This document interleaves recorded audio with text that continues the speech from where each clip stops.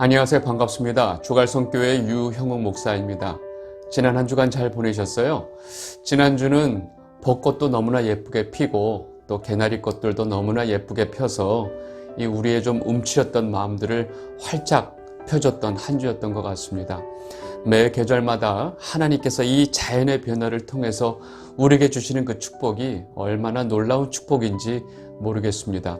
변함없이 우리에게 이렇게 아름다운 축복을 주시는 하나님 아버지께 감사와 영광을 돌립니다. 오늘 4월 둘째 주일 아침 우리에게 주시는 말씀 같이 보도록 하겠습니다. 갈라디아서 1장 6절에서 7절입니다. 그리스도의 은혜로 너희를 부르신 이를 이같이 속히 떠나 다른 복음을 따르는 것을 내가 이상하게 여기노라. 다른 복음은 없나니 다만 어떤 사람들이 너희를 교란하여 그리스도의 복음을 변하게 하려 함이라. 아멘. 오늘부터 우리는 갈라디아서를 좀 보려고 합니다. 여러분, 갈라디아서는 바울이 3차 전도 여행 중에 이 갈라디아 지역에 있는 교회들에게 보낸 편지입니다. 바울의 서신서들은 대부분 특정한 한 교회를 향해서 보낸 편지들이 많이 있고 또 한 개인에게 보낸 편지들도 있지만 이 갈라디아서는 유일하게 한 지역에 있는 교회들을 대상으로 보낸 편지입니다. 갈라디아 지역은 지금 지도로 보면 이 터키의 서쪽의 지역입니다. 갈라디아서는 로마서와 같이 그 이신칭의의 교리를 아주 분명하고 정확하게 설명하고 있는 서신서입니다. 그리고 이 편지는 굉장히 긴장감을 가지고 긴급하고 정확하게 이 예수 그리스도의 복음의 핵심을 전달하기 위해서 쓰여진 편지입니다. 그렇다는 것은 지금 이 갈라디아에 있는 교회들의 굉장히 복음의 문제가 심각했다는 것을 우리가 알 수 있습니다. 갈라디아 지역에 몇 개의 교회들이 있었는지 또 그 교회들이 다 문제가 있었는지는 정확하게 알 수는 없습니다. 그런데 우리는 이 갈라디아서를 통해서 분명하게 알 수 있는 것은 이미 이곳에 바울이 전한 복음으로 인해서 교회들이 세워져 있었다는 사실이었습니다. 그런데 바울이 떠난 이후에 시간이 흘러서 이 갈라디아 지역에 있는 교회들에게 그 유대 율법주의자들이 이 교회로 들어온 것입니다. 이제 하나님을 믿고 하나님께서 보내신 메시아이신 예수님을 믿는 믿음을 갖게 된 지 얼마 안 된 이방인들에게 자신들은 몇천 년 동안 하나님을 섬겨온 민족이다라고 했던 이 유대인들은 사실 굉장히 영향력이 강력할 수밖에 없었습니다. 그들은 자신들이 몇천 년 동안 하나님을 섬겨온 민족으로 목숨같이 지켜왔던 율법들을 이방인들에게 강요를 했던 것입니다. 이 유대인들은 구원을 받기 위해서는 반드시 할례를 받아야 된다라고 말을 하면서 이미 믿음으로 구원을 얻는다고 했던 이 바울이 전한 복음을 완전히 뒤집어 놓고 있었던 것입니다. 그리고 이 할례당들인 이 유대 율법주의자들은 그 이신칭의 교리를 전해준 이 사도 바울에 대해서 엄청난 인신공격을 했던 것입니다. 그자는 말이야 종교 사기꾼이야. 자신이 사도라고 하면서 엉터리 교리를 가르치고 다니는데 유대 사회에서 정작 그를 인정하는 사람은 아무도 없어. 그거 완전히 가짜 사도야 라고 말을 하면서 바울을 완전히 매도했던 것입니다. 이제 예수님을 믿은 지 얼마 안 되는 이 갈라디아 지역의 성도들은 이들의 말이 너무나 강력했기 때문에 이들의 말에 현혹이 됐던 것입니다. 그리고 바울이 전한 복음을 버리고 이들의 말대로 할례를 받기 시작한 것입니다. 여러분, 이러한 소식들이 바울의 귀에 들어왔던 것이에요. 여러분, 이러한 소식을 전해들은 바울의 마음은 어떠했을까요? 상상할 수 없는 그 심각한 이 상황에 대해서 바울은 너무나 참담한 마음을 갖게 되었고 또 얼마나 많이 분한 마음이 있었을까요? 그래서 바울은 긴급하게 이 문제를 해결하기 위해서 갈라디아 교회들에게 이 편지를 쓴 것입니다. 갈라디아서 처음의 인사를 보면 바울이 이러한 갈라디아 교회의 영적인 심각한 상황에 대해서 굉장히 분을 가지고 있고 급박하게 이 문제를 해결하기 위해서 편지를 쓰고 있다고 하는 이 바울의 마음이 그대로 나타나 있습니다. 갈라디아서 1장 1절에서 3절입니다. 사람들에게서 난 것도 아니요 사람으로 말미암아 온 것도 아니요 오직 예수 그리스도와 그를 죽은 자 가운데서 살리신 하나님 아버지로 말미암아 사도된 바울은 함께 있는 모든 형제와 더불어 갈라디아 모든 교회들에게 우리 하나님 아버지와 주 예수 그리스도로부터 은혜와 평강이 있기를 원하노라. 여러분, 지금 무엇보다도 심각한 상황은 이 갈라디아 교회들에게 들어왔던 이 거짓 유대 교사들이 바울에 대해서 너무나 매도했다는 사실입니다. 이들의 방법은 너무나 교활했어요. 바울이 전한 복음, 예수 그리스도의 복음을 뒤집기 위해서 철저하게 바울이란 인물에 대해서 공격을 했고, 이 바울이 완전히 종교 사기꾼이라고 매도를 했던 것입니다. 바울이 제일 속이 상했던 것은 이러한 이들의 교활한 의도대로 갈라디아 교회 성도들이 다 넘어갔다는 사실입니다.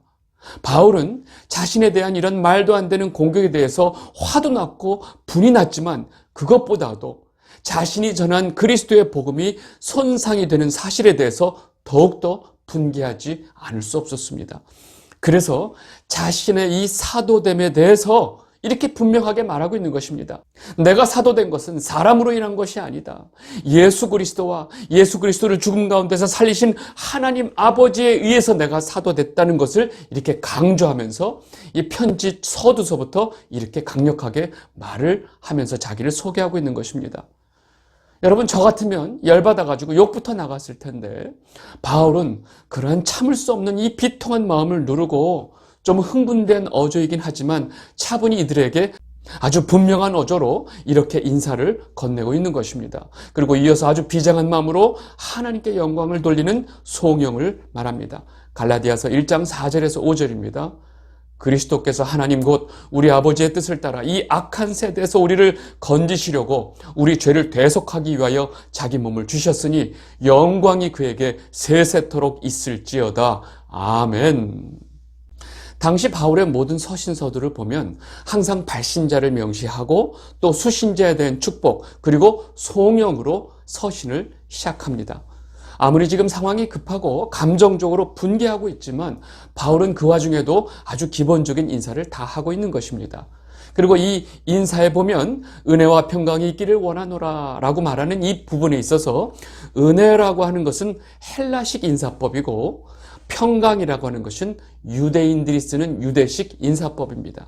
근데 바울이 지금 항상 은혜와 평강을 같이 써서 인사를 한다는 얘기는 뭐냐면 이 갈라디아 지역의 교회들에 있는 모든 이방인들, 즉 헬라 문화권에 있는 이방인들, 그리고 유대인들을 대상으로 지금 이 편지를 쓰고 있다는 것을 쉽게 알 수가 있습니다. 이렇게 아주 기본적인 인사가 끝나자마자 바울은 더 이상 말을 돌리지 않고 완전히 돌직구로 지금 편지를 쓰고 있는 목적을 바로 말을 합니다. 갈라디아서 1장 6절에서 7절입니다. 그리스도의 은혜로 너희를 부르신 이를 이같이 속히 떠나 다른 복음을 따르는 것을 내가 이상하게 여기노라. 다른 복음은 없나니 다만 어떤 사람들이 너희를 교란하여 그리스도의 복음을 변하게 하려 함이라. 여러분, 갈라디아 교회들이 했던 가장 큰 실수는 이들이 그렇게 유대 율법주의자들이 책동에 넘어감으로 인해서 이들을 그리스도의 은혜로 불러주신 하나님 아버지를 떠나게 됐다는 것입니다. 여러분, 갈라디아 교인들은 어쩌면 더 하나님을 바르게 믿고 구원을 얻고 싶어서 이런 실수를 했는지도 모르겠습니다. 왜냐하면 할례를 받아야 구원을 받는다고 말하니까 이들은 그저 아무 생각 없이 할례를 받았던 것입니다. 그리고 이들은 바울을 통해서 전해드린 그 예수 그리스도의 복음이 어쩌면 굉장히 생소했는지도 모릅니다. 바울은 너희들이 그 예수 그리스도를 믿는 믿음만으로 구원을 받을 수 있다라고 하는 그 이신칭의 교리를 분명하게 전했기 때문에 그렇습니다. 제가 왜 이런 말씀을 드리냐면 세상 역사를 통해서 인간들이 가지고 있었던 모든 종교들의 공통점이 있습니다.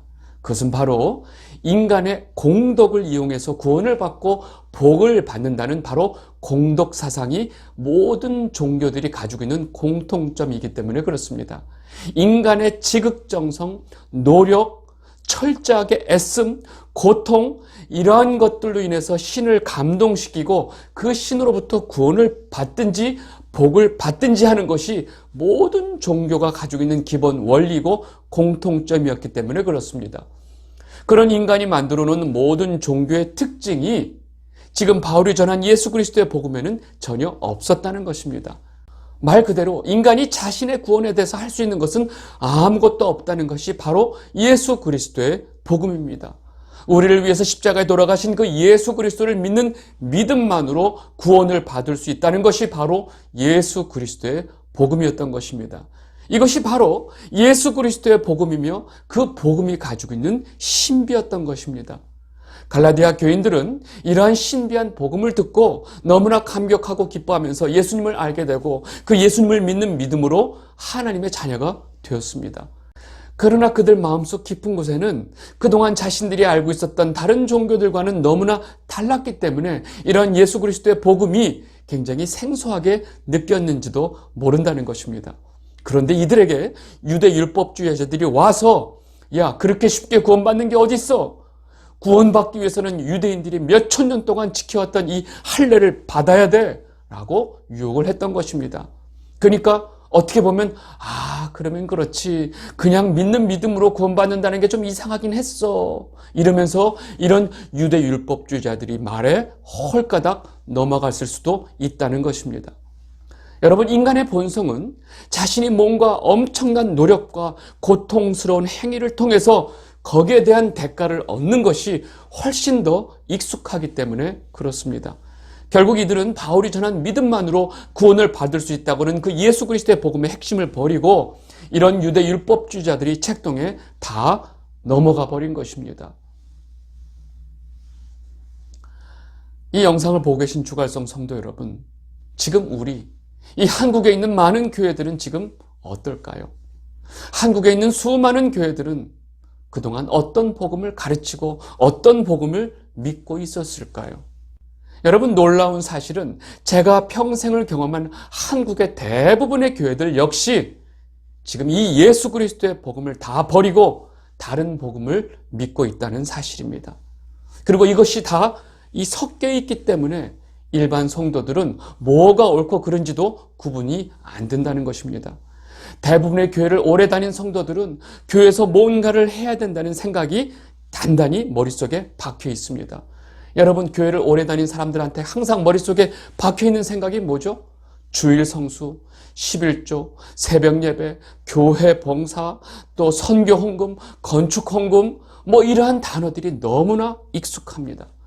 여러분, 이러한 모든 교회 활동들은 우리에게 값없이 구원을 허락해 주신 하나님께 대한 감사로 하나님을 섬기면서 자연스럽게 나오는 굉장히 중요한 활동들입니다. 그런데 어느새 우리에게 이 모든 활동들이 마치 하지 않으면 안 되는 의무가 되어버렸고 이러한 것들이 마치 구원의 조건처럼 되어버렸다는 것입니다. 그리고 이제 구원보다는 사람들이 관심 있는 복의 조건이 되어버린 것입니다. 많은 성도들의 관심은 이제 구원과 천국에 대해서는 관심이 없습니다. 많은 성도들은 대부분 이 땅에서 자녀들이 잘 되고 성공하고 건강하게 잘 사는 것이 굉장히 중요한 시대가 되어버렸습니다. 몸이 아픈 사람들이 많이 있기 때문에 그들에게 병을 낫는 것 또한 하나의 구원처럼 여겨지게 되었고 그것이 하나님이 주는 가장 큰 축복처럼 여겨지게 되었다는 것입니다. 여러분, 우리 잠깐 지금 많은 교회들이 행하고 있는 여러 가지 많은 모습들 중에 딱 한 면만을 좀 한번 살펴보도록 하겠습니다. 예를 들어서 대학 입시 수능날을 한번 생각해 보세요. 여러분, 그 수능날 모든 교회들이 뭘 하고 있을까요? 수능 보는 자녀들을 둔 그 부모들이 다 모여서 하루 종일 기도회가 진행이 됩니다. 자녀들이 수능 보는 그 시간에 부모들이 다 교회 와서 열심히 그 수능 보는 자녀들을 위해서 기도를 하는 것입니다. 그러면 성당에서는 뭐 할까요? 네, 수능 보는 자녀들을 위해서 미사를 진행합니다. 그러면 법당에서는 뭘 할까요? 네, 수능 보는 자녀들을 위한 법회가 열립니다. 하등의 차이가 없어요. 이렇게 교회에서, 성당에서, 법당에서 일어나고 있는 이 모든 수능을 보는 자녀들을 위한 부모들의 모습을 모든 TV 뉴스들이 다 보여주면서 수능 보는 자녀들을 위한 부모의 마음은 어떤 종교를 불문하고 다 똑같습니다 라고 멘트를 던지는 것입니다. 여러분, 이러한 이 방송인의 멘트에 대해서 모든 사람들은 공감이 폭발을 하는 것입니다. 여러분, 이 말을 뒤집어 보면 자녀가 잘 되기를 바라는 부모의 마음은 예수를 믿건 성모 마리아를 믿건 부처님을 믿건 그 모든 것들보다 더 중요하다는 것입니다. 여러분, 이 순간 이 모든 종교 안에 기독교를 집어넣어서 다른 모든 종교처럼 똑같이 평준화가 되어버리는 순간이고, 결국 그 모든 종교 활동은 우리 자녀가 잘 되고 우리 가족이 건강하고 행복하게 살기 위한 것이라는 아주 당연한 메시지가 모든 사람들 머릿속에 각인이 되는 것입니다. 여러분, 이러한 세상의 흐름을 잘 따르고 다른 종교들에 대해서도 포용력을 가지고 있는 이 교회의 모습이야말로 아마도 이 현대 사회에 어울리는 가장 바람직한 교회의 모습이다라고 지금 방송이 만들어가고 있는 것입니다. 여러분, 이러한 사회적인 흐름과 매스컴의 역할은 결국 대부분의 교회 안에 있는 예수 그리스도의 복음을 변질시키고 희석시키고 있다는 것을 우리는 분명히 알아야 합니다. 우리가 분명히 알아야 할 것은 성경은 그것을 다른 복음이라고 말하고 있다는 것입니다. 여러분, 예수님은 다음과 같이 분명하게 말씀하셨습니다. 마태복음 10장 36절에서 39절. 사람의 원수가 자기 집안 식구리라. 아버지나 어머니를 나보다 더 사랑하는 자는 내게 합당하지 아니하고 아들이나 딸을 나보다 더 사랑하는 자도 내게 합당하지 아니하며 또 자기 십자가를 지고 나를 따르지 않는 자도 내게 합당하지 아니하리라. 자기 목숨을 얻는 자는 잃을 것이요 나를 위하여 자기 목숨을 잃는 자는 얻으리라. 아멘. 여러분, 우리는 이 말씀이 너무나 익숙합니다. 그런데 요즘 교회를 다니고 있는 너무나 많은 사람들에게 있어서 가장 중요한 가치는 바로 가정의 행복이 되어버렸습니다. 가정이 행복하고 가족들 모두가 건강하게 잘 사는 것이 하나님께서 주실 수 있는 가장 큰 축복으로 여기고 있는 것입니다.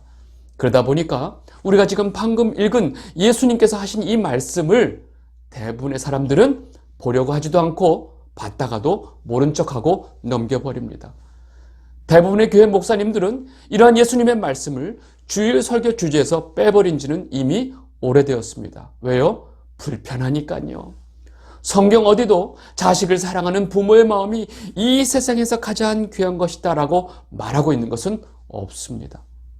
자기 자식 수능 잘 보고 좋은 대학 가는 것이 다른 모든 것들보다 제일 중요한 가치로 가지고 있다면 여러분, 그 사람은 예수님을 믿는 사람이 아니라는 것입니다. 그냥 자식이 잘 되고 남편이 성공하고 가족들 모두 건강하기를 원해서 교회에 와서 예배하고 헌금하고 또 열심히 새벽 기도를 하고 있다면 여러분, 그분은 굳이 교회를 안 나오셔도 되는 분입니다. 왜요? 모든 종교들 역시 똑같은 목적을 가지고 사람들이 모이기 때문에 그렇습니다. 여러분, 제가 지금 여러분들께 무슨 말씀을 드리고 싶은지 아시겠어요? 지금 교회들이 얼마나 종교화되고 있는지, 다른 말로 지금 바울이 말하고 있는 다른 복음을 쫓고 있다고 제가 지금 말씀드리고 있는 것입니다. 지금 대부분의 한국교회가 따르고 있는 다른 복음들이 얼마나 많은지 모릅니다. 그런데 제가 그 많은 것들을 지금 다 말씀드릴 수가 없어서 지금 그 중에 단 한 가지만 지금 찝어서 말씀을 드리고 있는 것입니다. 우리의 죄를 대신해서 십자가에서 돌아가신 그 예수님을 믿는 믿음으로 우리가 구원을 받고 하나님의 자녀가 되게 해주신 그 크신 은혜를 완전히 무당 잡신들이 주는 복의 수준으로 다 끌어내리고 있다는 것입니다. 누가요? 교회들이요. 너무나 많은 사람들이 교회 설교를 통해서 감동을 받고 싶어 합니다. 여러분, 정말로 여러분들이 깊은 감동을 얻고 싶으면 용한 점집을 가세요. 여러분, 그러면 진짜 아주 감동을 받을 수 있을 것입니다. 여러분, 교회에서 원하는 것이 자신의 감동이고 자신을 위로해 주길 바라는 그런 마음으로 교회 오는 사람들이 너무 많다는 것입니다. 여러분, 주일날 주일 설교는 성도들로 하여금 우리가 어떤 죄인인지, 또 그 죄로 인해서 예수 그리스도가 어떤 일을 하셨는지, 우리는 그 예수를 믿고 어떤 은혜와 구원을 받았는지를 선포하는 것입니다. 이렇게 완전히 다른 복음을 갈라디아 교회들에게 전하고 있는 자들에 대해서 바울은 다음과 같이 말합니다. 갈라디아서 1장 8절에서 9절입니다. 그러나 우리가 혹은 하늘로부터 온 천사라도 우리가 너에게 전한 복음 외에 다른 복음을 전하면 저주를 받을지어다. 우리가 전에 말하였거니와 내가 지금 다시 말하노니 만일 누구든지 너희가 받은 것 외에 다른 복음을 전하면 저주를 받을지어다. 아멘. 여러분, 이렇게 예수 그리스도가 그 모진 수치와 고난 속에서 또 죽음을 통해서 완성하신 십자가의 복음을 완전히 헛된 것으로 만들고 있는 이 다른 복음을 전하는 자는 반드시 저주를 받게 되어 있다는 것입니다.